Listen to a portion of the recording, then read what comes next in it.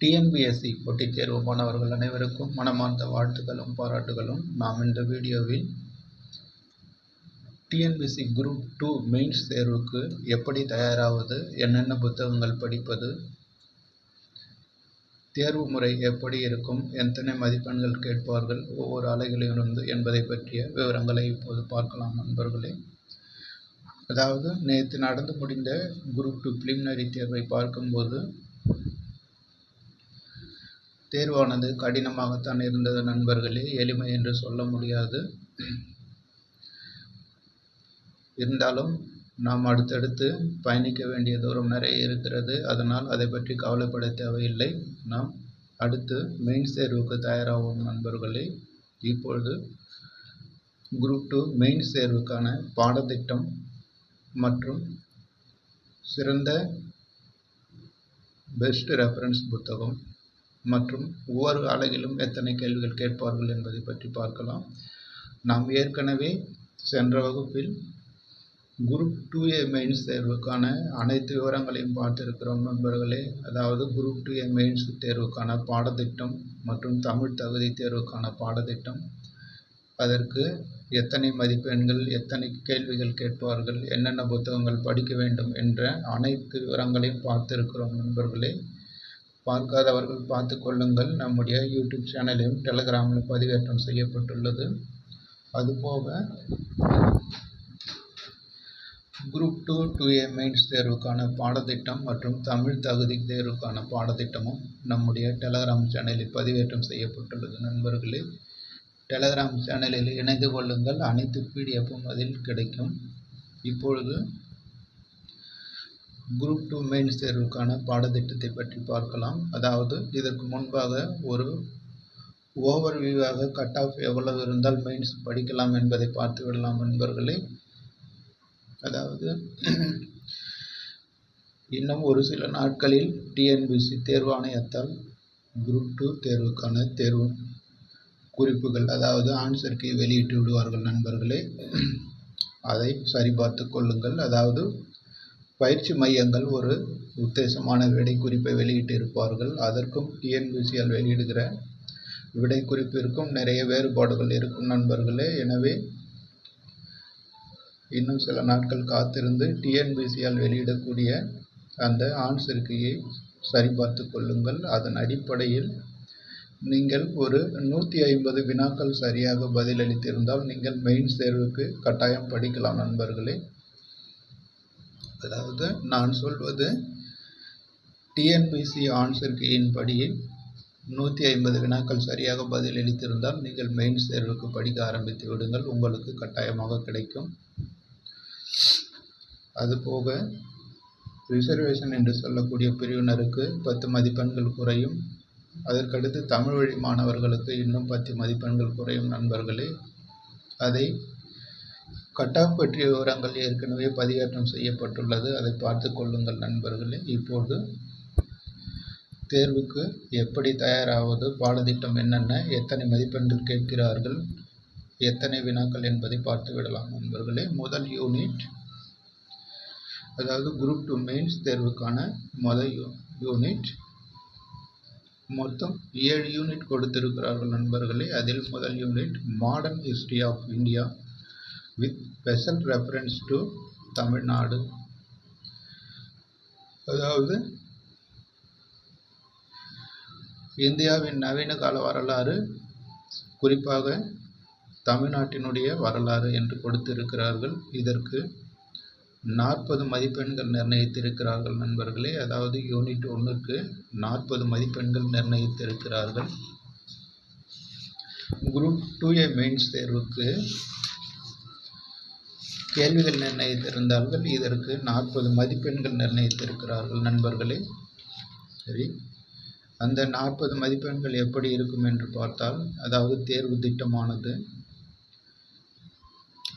10 மதிப்பெண் கேள்வி 1, 15 மதிப்பெண் கேள்வி 2 ஆக மொத்தம் 40 மதிப்பெண்களுக்கு இந்த முதல் யூனிட் இருக்கும் நண்பர்களே. அதாவது 10 மதிப்பெண் கேள்வி 1, 15 மதிப்பெண் கேள்வி 2 ஆக 40 மதிப்பெண்கள்.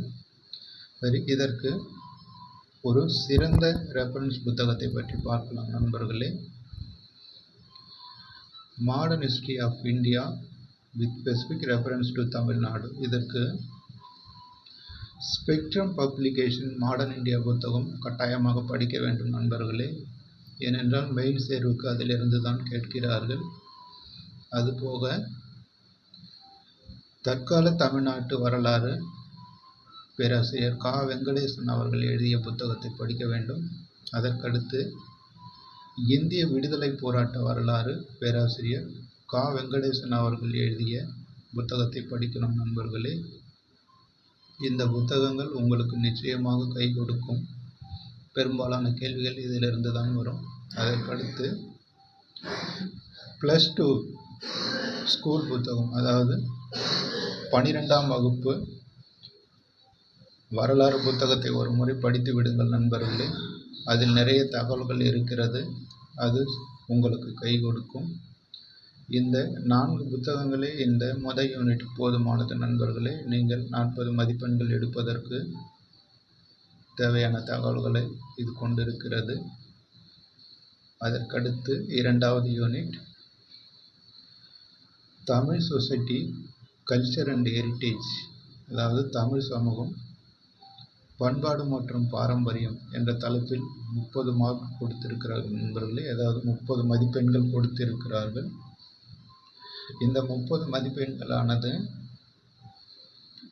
10 மதிப்பெண் வினாக்களாக 3 கேள்விகள் கேட்கப்படும் நண்பர்களே. அதாவது 10 மதிப்பெண்களுக்கு 3 கேள்விகள் என மொத்தம் 30 மதிப்பெண்கள் கேட்டிருக்கிறார்கள். இதற்கு படிக்க வேண்டிய புத்தகம்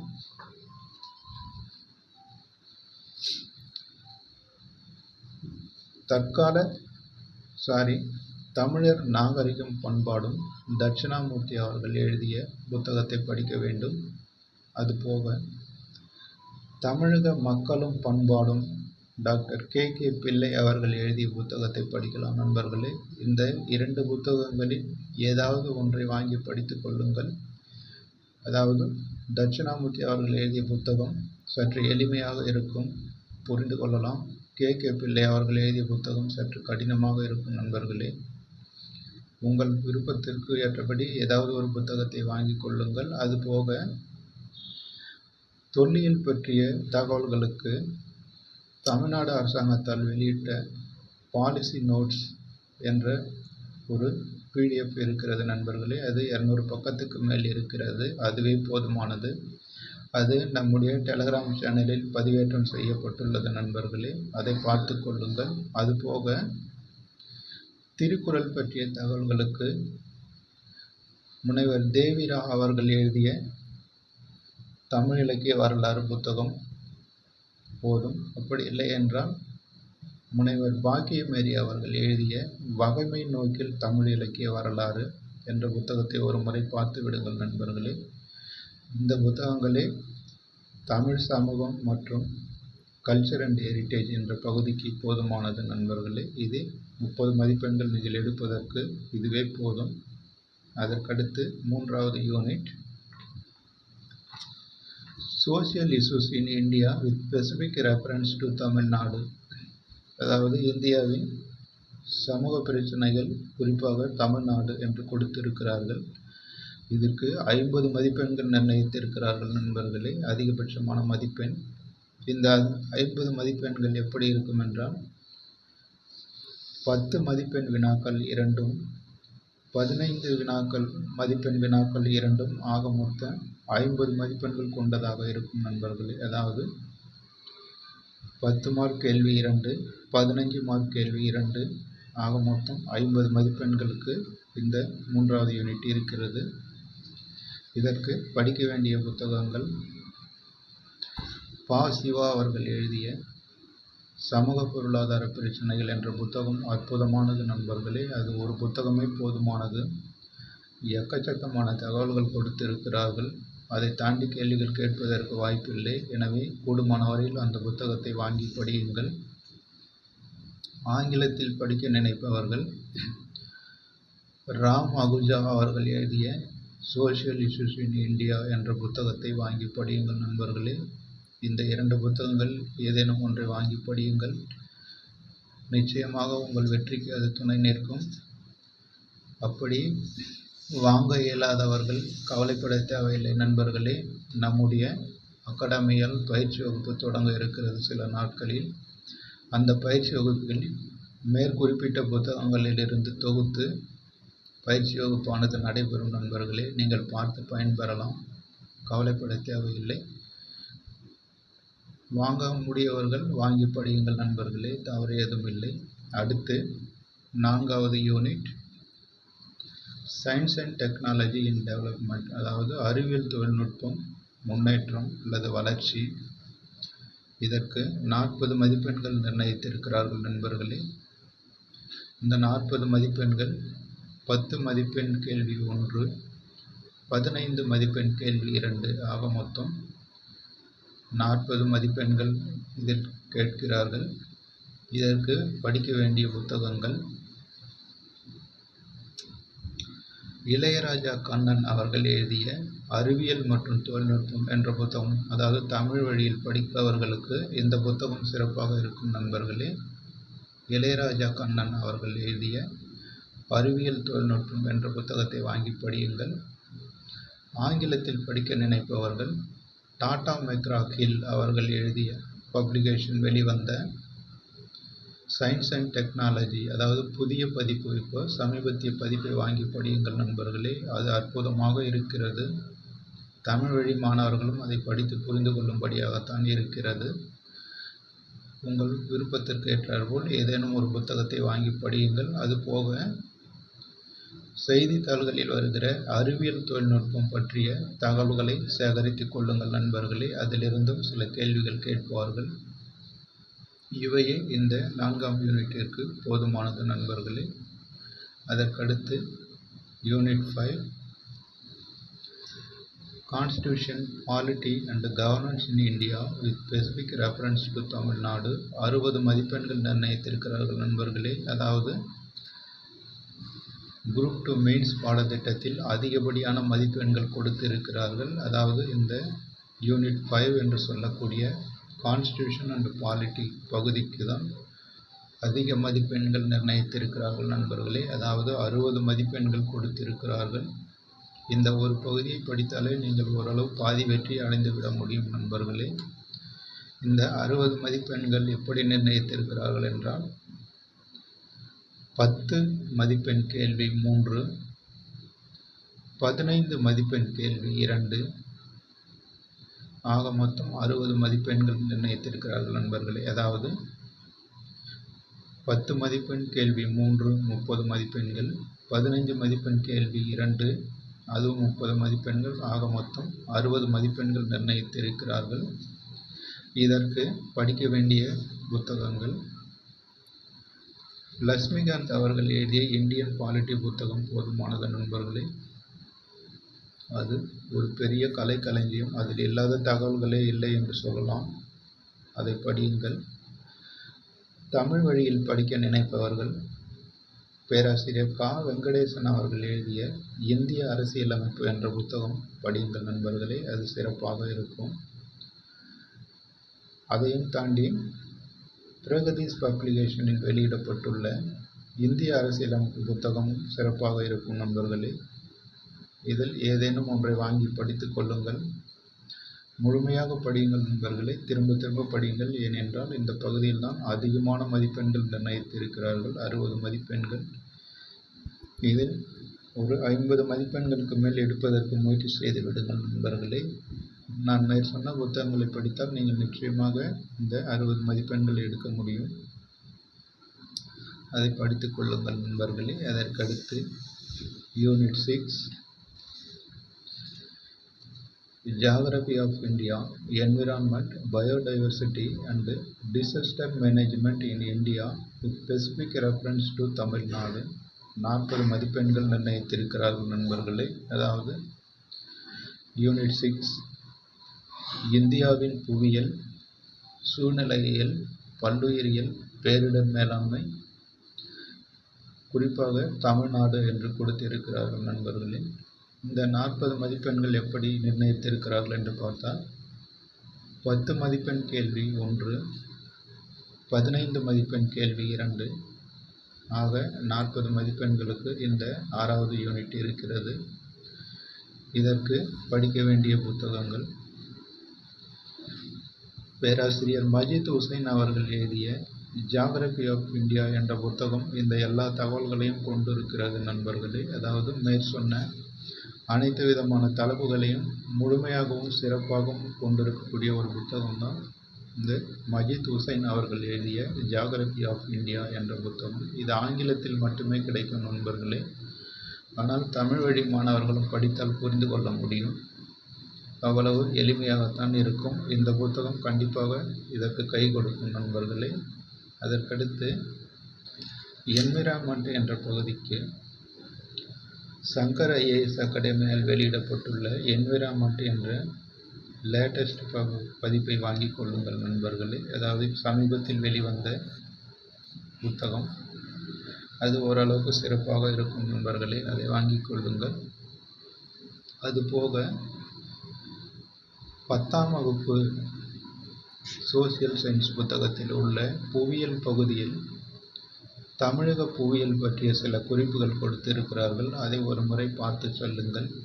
ஏனென்றால் அதிலும் நிறைய தகவல்கள் இருக்கிறது. அதாவது தமிழ்நாடு பற்றிய தகவல்களும் இருக்கிறது, இந்தியாவை பற்றிய தகவல்களும் கொடுத்திருக்கிறார்கள் நண்பர்களே. அதாவது 10th சோசியல் சயின்ஸ் பார்ட் 1 புத்தகம். அதில் இந்திய புவியியல் பற்றி நிறைய கொடுத்திருக்கிறார்கள். அதற்கடுத்து பார்ட் 2 பகுதியில் தமிழ்நாடு புவியியல் பற்றி நிறைய கொடுத்திருக்கிறார்கள் நண்பர்களே. அதை படித்து செல்லுங்கள். அது நிச்சயமாக உங்களுக்கு கை கொடுக்கும். அதற்கடுத்து கடைசி யூனிட் 7. இதில் அதாவது unit 7 Indian economy with special reference to Tamil Nadu 40 மதிப்பெண்கள் கொடுத்திருக்கிறார்கள் நண்பர்களே. அதாவது இந்திய பொருளாதாரம் குறிப்பாக தமிழ்நாடு என்று கொடுத்திருக்கிறார்கள் நண்பர்களே. 40 மதிப்பெண்கள். இந்த 40 மதிப்பெண்கள் ஆனது 10 மதிப்பெண் கேள்வி 1, 15 மதிப்பெண் கேள்வி 2 ஆக 40 மதிப்பெண்கள் நிர்ணயித்திருக்கிறார்கள். இதற்கு படிக்க வேண்டிய புத்தகம் பிரகதீஷ் பப்ளிகேஷன் வெளியிடப்பட்டுள்ள இந்திய பொருளாதாரம் என்ற புத்தகத்தை படிக்கலாம் நண்பர்களே. அது எல்லா தகவல்களையும் உள்ளடக்கி இருக்கிறது. அதாவது தமிழ் மற்றும் ஆங்கில வழியில் படிப்பவர்கள் இதை இரண்டும் படிக்கலாம். அதுபோக ரமேஷ் சிங் அவர்கள் எழுதிய இந்தியன் எக்கானமி புத்தகத்தையும் படிக்கலாம் நண்பர்களே. ஆனால் இது ஆங்கிலத்தில் மட்டும்தான் கிடைக்கும். சிறப்பான புத்தகம். படிக்க நினைப்பவர்கள் இந்த ரமேஷ் சிங் புத்தகத்தை படியுங்கள். தமிழ் வழியில் படிக்க நினைப்பவர்கள் பிரகதீஷ் பப்ளிகேஷன் உள்ள இந்திய பொருளாதாரத்தை படியுங்கள் நண்பர்களே. அதுபோக தமிழ்நாடு அரசாங்கத்தால் வெளியிடப்பட்டுள்ள திட்டங்களை பற்றி முழுமையாக படித்து செல்லுங்கள் நண்பர்களே. ஏன்னா இந்திய பொருளாதாரம் தமிழ்நாடு என்று கொடுக்கும்போது அதனுடைய கொள்கை முடிவுகள், வளர்ச்சி திட்டங்கள் பற்றிய பெரும்பாலான கேள்விகள் கேட்பார்கள் நண்பர்களே. அதை படித்து செல்லுங்கள். அதுபோக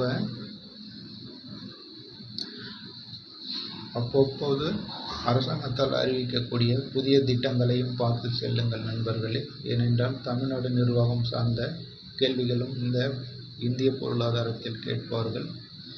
எனவே தமிழ்நாடு அரசினுடைய திட்டங்களை முழுமையாக படித்து செல்லுங்கள். அதற்கடுத்து கரண்ட் அஃபேர்ஸ் என்று கொடுத்திருக்கிறார்கள் நண்பர்களே. அதாவது நடப்பு நிகழ்வுகள் என்று ஒவ்வொரு யூனிட்டிலும் கொடுத்திருக்கிறார்கள். இதற்கு யோஜனா அல்லது குருஷேத்ரா என்ற ஆங்கில மாத இதழை படிக்கலாம். தமிழ் வழியில் படிக்க நினைப்பவர்கள் திட்டம் என்ற மாத இதழை படியுங்கள் நண்பர்களே. அதுபோக தமிழ்நாடு அரசாங்கத்தால் வெளியிடக்கூடிய தமிழரசு என்ற மாத இதழை தொடர்ந்து படியுங்கள். அது இரண்டும் உங்களுக்கு நிச்சயமாக கை கொடுக்கும் நண்பர்களே. பெரும்பாலான நடப்பு நிகழ்வுகள் அதிலிருந்து கேட்கிறார்கள். அதுபோக முக்கியமாக செய்தித்தாள்களில் வருகிற கட்டுரை பகுதி, அதாவது எடிட்டோரியல் என்று சொல்லக்கூடிய பகுதியிலிருந்து கேள்விகளை அப்படியே தொகுத்து கேட்கிறார்கள் நண்பர்களே. எனவே எடிட்டோரியல் பகுதியை கண்டிப்பாக படியுங்கள். நம்முடைய டெலகிராம் சேனலில் தினந்தோறும் வருகிற எடிட்டோரியல் பகுதியானது பதிவேற்றம் செய்யப்பட்டு வருகிறது நண்பர்களே. அதாவது தமிழ் மற்றும் ஆங்கிலத்தில் எடிட்டோரியல் பகுதியானது தொகுத்து வெளியிடப்பட்டு வருகிறது PDF வடிவில். கட்டாயம் நீங்கள் அதை தினமும் படித்தே ஆக வேண்டும் நண்பர்களே. ஏனென்றால் குரூப் 2 மெயின்ஸ் தேர்வுக்கு ஒவ்வொரு தலைப்பை அப்படியே கேட்டு விடுகிறார்கள். நீங்கள் அதை படித்து குறிப்பெடுத்து வைத்துக் கொள்ளுங்கள். உங்களுக்கு தேர்வில் நிச்சயமாக அது கை கொடுக்கும் நண்பர்களே. இவ்வளவுதான் நண்பர்களே குரூப் 2 மெயின்ஸ் தேர்வுக்கான பாடத்திட்டம் பற்றி விரிவாக பார்த்திருக்கிறோம். அதாவது 7 யூனிட் கொடுத்திருந்தார்கள். 7 யூனிட்டும் என்னென்ன தலைப்பில் எத்தனை மதிப்பெண்கள் கேள்விகள் வரும் என்றும் என்னென்ன புத்தகங்கள் படிக்க வேண்டும் என்று பார்த்திருக்கிறோம் நண்பர்களே. மேற்கொண்டு பாடத்திட்டத்தை முழுமையாக தெளிவாக படிக்க நினைப்பவர்கள் நம்முடைய டெலகிராம் சேனலில் பதிவேற்றம் செய்யப்பட்டுள்ளது நண்பர்களே. அதை பார்த்து படித்து பயன்பெறுங்கள். மற்றபடி நான் சொன்ன இந்த புத்தகங்களை படித்தால் நீங்கள் நிச்சயமாக குரூப் 2 மெயின்ஸ் தேர்வில் ஒரு சிறப்பான வெற்றியை பெற முடியும் நண்பர்களே. நீங்கள் நினைத்த பதவியை அடைய முடியும். கூடுமான வரையில் ஒவ்வொரு தலைப்பிற்கும் ஏதாவது ஒரு புத்தகத்தை வாங்கி தினமும் பயிற்சி செய்யுங்கள். அதுபோக முக்கியமாக ஒவ்வொரு தலைப்பிலும் குறிப்பிட்ட மணி நேரம் எழுதி பழகுங்கள் நண்பர்களே. குரூப் 2 மெயின்ஸ் தேர்வு டிஸ்கிரிப்டிவ் டைப் என்பதால் எழுத்து பயிற்சி தான் முக்கியமானது. எனவே கூடுமான வரையில் எழுதி பழகுங்கள். அதுதான் உங்களுக்கு கை கொடுக்கும். அதுபோக இன்னும் ஒரு சில நாட்களில் நம்முடைய அகாடமியில் குரூப் 2 மெயின்ஸ் தேர்வுக்கான பயிற்சி வகுப்புகள் ஆரம்பிக்கும் நண்பர்களே. அது மாணவர்களின் நலனுக்காக யூடியூப் சேனலில் பதிவேற்றம் செய்யப்படும். அதை நீங்கள் எங்கிருந்து வேண்டுமானாலும் பார்த்து பயன்பெறலாம். அதுபோக மாதிரி தேர்வுகளும் நடத்த திட்டமிட்டுள்ளோம் நண்பர்களே. அதுவும் டெலகிராம் சேனலில் பதிவேற்றம் செய்யப்படும். நீங்கள் பயிற்சி செய்து பாருங்கள். அடுத்து வரும் வீடியோவில் அடுத்து ஒரு முக்கியமான தலைப்பை பற்றி பார்க்கலாம் நண்பர்களே. நீங்கள் அனைவரும் போட்டித் தேர்வில் வெற்றி பெற்று அரசாங்க அதிகாரியாக வேண்டும் என்று மனமாற வாழ்த்துகிறேன் நண்பர்களே. நன்றி. அடுத்து வரும் வீடியோவில் சந்திக்கலாம்.